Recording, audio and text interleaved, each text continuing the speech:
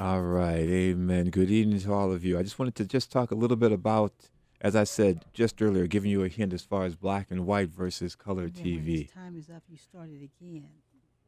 And so, my hope is that each and every person that gets a chance to hear exactly what we have for you is just something that's going to help you to motivate you and change you in this life. Not only did I talk about the fact of how things are the same, but also strangely enough on how things are so incredibly different. When we grew up, and at least when I grew up, the most important part was the fact that you had a family atmosphere. Mom cooked dinner. Mm. Dad went out work, came home, did the grass, and we all had that type of lifestyle. And we sat down at the dinner, and before we did that, we always prayed. And what was amazing is we saw it reflected in TV, even in black and white TV. The Ozzy and Harriet used to come by, and they still prayed at the table just before they ate, and there was nothing wrong with that. And then suddenly we came out with stories like with Good Times and the Jeffersons and That's My Mama and other shows where we also did the same thing. We got out there and prayed at the table. It was okay to show the family going to church on a Sunday morning.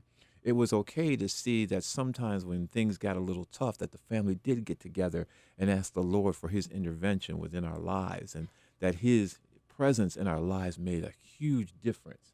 And even when we had uh, let's see, we had the other shows that were out there, like for instance Julia, where this mother who was a nurse who was taking care of her family, how she had to rely upon the faith of God and rely upon other people to help take care of her children as she went out to do other things.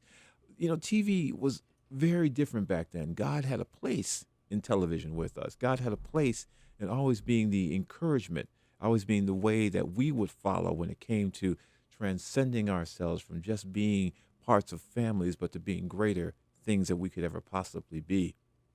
And then suddenly, as we got a little bit richer, as we supposedly got ourselves a little bit smarter, we stopped showing church. Now, like I said, I don't want to talk about anybody in particular, but I was a big fan of the Cosby Show. I loved it, but I never saw them go to church, not even once. And I watched every single episode for every year, and I never noticed them going to church.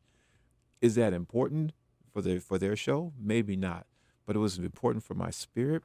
Yes, it was, because I knew that going to church is a tradition in the black household, and unfortunately, when they didn't go, we all of a sudden felt we don't have to go.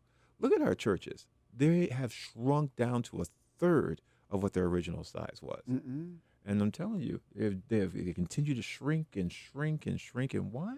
Because we are not giving as we should give. We are not loving the way that we should love. And I know that there are some churches that might be, thriving, and there are those churches. But then, of course, then there are other churches that continue to diminish. There are plenty of us out there, those of us who love the Lord. But unfortunately, there are not enough of us who are actually doing what we need to do to show God the love and the appreciation that He deserves, and to give ourselves more into our households, into our churches, into our families. That's the problem.